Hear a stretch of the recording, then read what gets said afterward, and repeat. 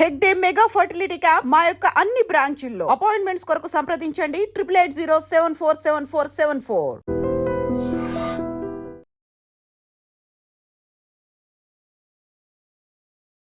అప్పుల బాధ తాళలేక ఓ వ్యక్తి ఆత్మహత్య చేసుకున్నటువంటి ఘటన విశాఖలో చోటు చేసుకుంది. పెందుర్తి పోలీస్ స్టేషన్ పరిధి వేపగుంట పైడిమాంబ కాలనీకి చెందిన గాలి గోవింద్ అనే వ్యక్తి, ఈయనకి 36 ఇయర్స్ ఉంటాయని పోలీసులు చెప్తున్నారు. అయితే నిన్న ఒక్కసారిగా సాయంత్రం ఆత్మహత్యకు పాల్పడ్డారు. ప్రాథమికంగా పోలీసులు గుర్తించినటువంటి విషయాలు ఏంటంటే, భార్య, 2 పిల్లలు కూడా నిన్న అంటే వేసవి సెలవులు కావటంతో పుట్టింటికి వెళ్ళారు. తునిలో ఉన్నటువంటి పుట్టింటికి వెళ్ళారు.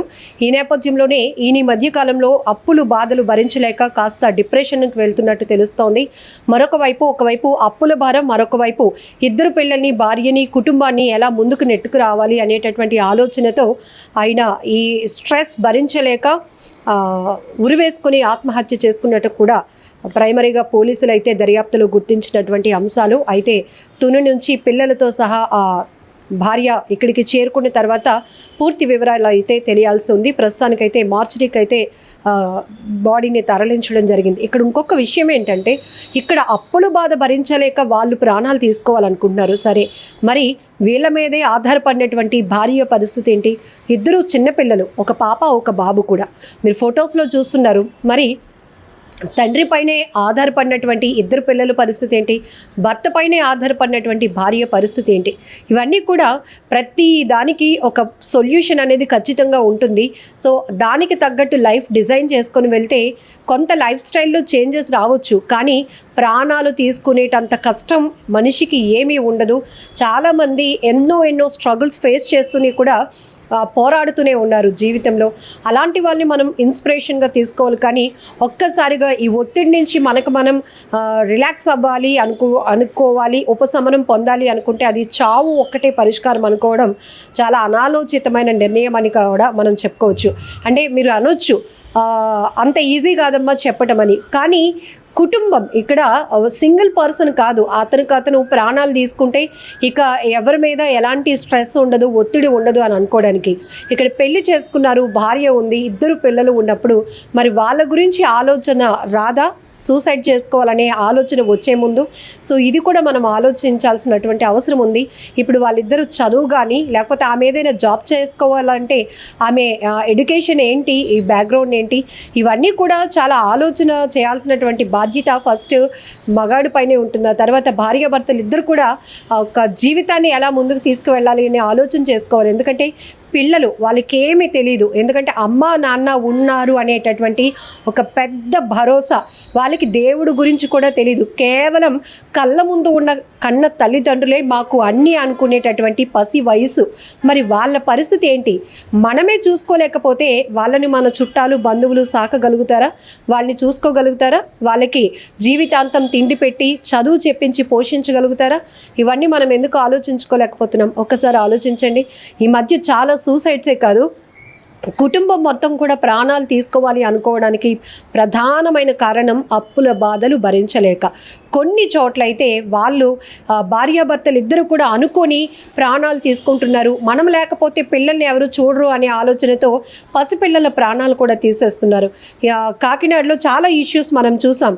ఒక తండ్రి అయితే 2 పిల్లల్ని స్కూల్ నుంచి తీసుకొచ్చి కాలువలో తోసేశాడు. ఆయన కూడా అక్కడి నుంచి వెళ్ళిపోయి సూసైడ్ ప్రయత్నం చేశారు. ఇంకో చోట కుటుంబం మొత్తం 4 కుటుంబ సభ్యులు కూడా పాయిజన్ తీసుకొని సూసైడ్ చేసుకున్నారు అప్పుల బాధ భరించలేక.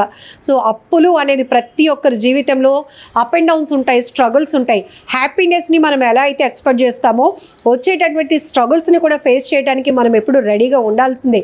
ఎందుకంటే దాన్నే జీవితం అంటారు, మనందరికీ తెలిసిన విషయమే.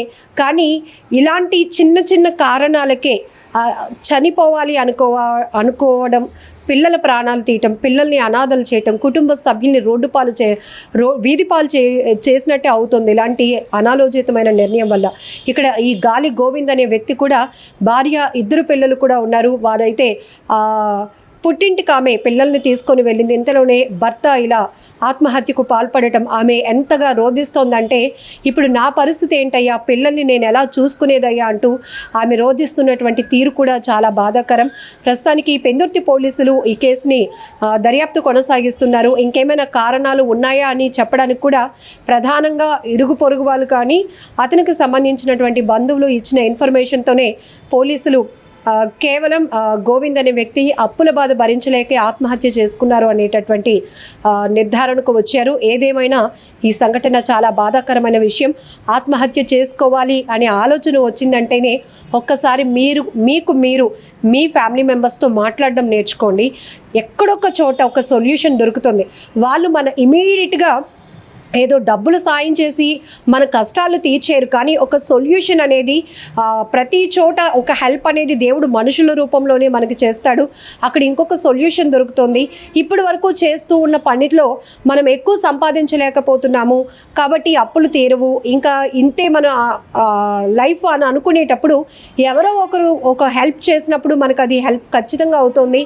జీవితంలో మంచి వైపు ముందుకు వెళ్ళడానికి అవకాశం ఉంటుంది. కాబట్టి ఆ రకమైన ఆలోచన ఎందుకు చేయట్లేదు? ఇప్పటికే సైకాలజిస్టులు కూడా చెప్తున్నారు, చాలా కుటుంబాలు అర్ధాంతరంగా తనువు చాలించడానికి కారణం కూడా ఎక్స్పెక్టేషన్స్ అండ్ అప్పుల బాధలు అని చెప్తున్నారు. ఉన్నంతలో కాకుండా ఇంకొకటి ఫ్యామిలీతో ఇంకొకరు కంపేర్ చేసుకొని వాళ్ళ పిల్లలు కార్పొరేట్ స్కూల్స్లో చదువుతున్నారు, మనం చదివించకపోతే ఎవరైనా ఏమైనా అంటారేమో ఇలాంటివి, లేకపోతే వాళ్ళ భార్య నగలు వేసుకుంటుంది, నా భార్య నేను సరిగ్గా చూసుకోలేకపోతున్నాను అనే ఇన్సెక్యూర్ ఫీలింగ్, ఇలాంటివే ప్రధానంగా మనిషికి ఒక ఒత్తిడిగా మారుతున్నాయి అనేది మనం మాట్లాడుకుంటున్న అంశాలు కాదు, మానసిక నిపుణులు చెప్తున్నారు, సైకాలజిస్టులు చెప్తున్నారు. కాబట్టి ఒకవేళ మీరు ఏదైనా విపరీతమైన ఒత్తిడిలో ఉండి సూసైడ్ ఆలోచనలో ఉండుంటే కనుక ఖచ్చితంగా మమ్మల్ని అప్రోచ్ అవ్వండి. మేమిచ్చే సలహా సజెషన్ మీరు లైఫ్ని హ్యాపీగా లీడ్ చేయడానికి, ఆ స్ట్రెస్ని తగ్గించుకోవటానికి హెల్ప్ అవుతుందని కూడా చెప్తున్నారు. ఇక్కడ చాలా బాధాకరమైన విషయం, కేవలం అప్పుల బాధలు భరించలేక ఆత్మహత్యలు చేసుకుంటున్న పరిస్థితుల్లో కుటుంబ వ్యవస్థ ఏమైపోతుంది? భార్య పిల్లలు మీ మీదే ఆధారపడుతున్నటువంటి వాళ్ళను ఎవరు చూసుకుంటారు? వాళ్ళకి భరోసా ఎవరు అనేది కూడా ఒకసారి ఆలోచించి ఉండుంటే కనుక ఇలాంటి డెసిషన్ తీసుకుని ఉండకపోవచ్చు. ఏదేమైనా ఈ ఘటన చాలా బాధాకరమైన విషయం. మరి అప్పుల బాధలు భరించలేక ఆత్మహత్యలు చేసుకుంటున్న వారి గురించి చాలా వార్తలు మీరు చూస్తున్నారుగా, మీ అభిప్రాయం ఏంటో కూడా కామెంట్ బాక్స్లో మెన్షన్ చేయండి. నిజంగా ప్రస్తుతం ఉన్నటువంటి సమాజం దేనికి ప్రయారిటీ ఇస్తుంది? ఆర్థిక సంబంధాల చుట్టూ మాత్రమే తిరుగుతోంది. మళ్ళీ ఎన్నికలంగానే చాలా విరక్తి కలుగుతున్నాం. మంచి అనిపిస్తుంది కదా, లేడీస్ కూడా ఛాలెంజింగ్ జాబ్స్ చేసినప్పుడు చాలా బాగుంటది. ట్రాఫిక్ అసిస్టెంట్స్ గా నియమించిన ట్రాన్స్జెండర్స్ అందరితో సాల్యూట్ చేయించుకుంటున్నారు. ఫుడ్ డెలివరీ ఇవ్వటానికి వెళ్ళినటువంటి డెలివరీ బాయ్ అనిల్ పై కళ్ళ ముందు